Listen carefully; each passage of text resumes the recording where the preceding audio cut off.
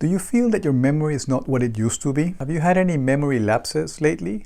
I've got good news and bad news around this. So the bad news is that unfortunately, memory declines as we age. But the good news is that you can actually stop this trend or even revert it. So in the next few posts, I'll be sharing with you tips on how to keep your memory sharp. So memory is this faculty that we have that allows us to store and retain information. And this function is very essential to this experience that we call life, because obviously we would like to remember our first kiss.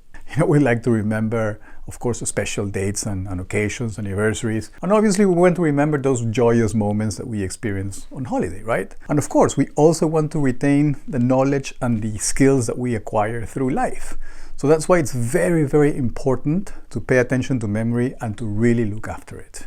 So when we acquire information, that information is stored either in short-term memory or in long-term memory. If the information that we acquire is stored in short-term memory, it'll only stay there for a few seconds or a few minutes. So imagine that you go to a cocktail party and you get introduced to people. As you're listening to their names, you might forget those names after a few seconds or after a few minutes. And that's by design. The brain needs to actually clear space for new information to come in. Because can you imagine, what life would be if you were to remember every single moment you've experienced in life since the day that you were born?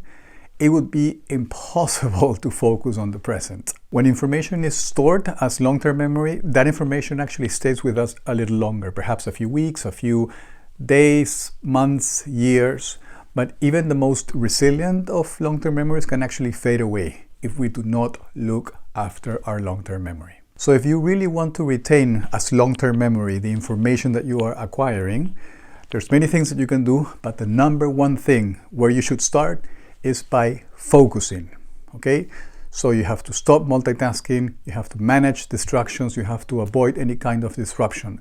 Because if you're disrupted or if you're distracted, that'll interfere with the process of acquiring the information, and most likely that information will not be stored as long-term memory. So if you really want to save information for the long time, as you are acquiring the information, make sure that you focus. So no multitasking, manage your distractions, manage your disruptions, and focus as much as you can. That's the first of many tips that I'll be sharing with you in the next few posts. So focus. As always, if you like this video, please feel free to share it. And if you would like to know more about this particular topic or any in connection to your personal development, make sure you subscribe to this channel. Always at the service of your well-being.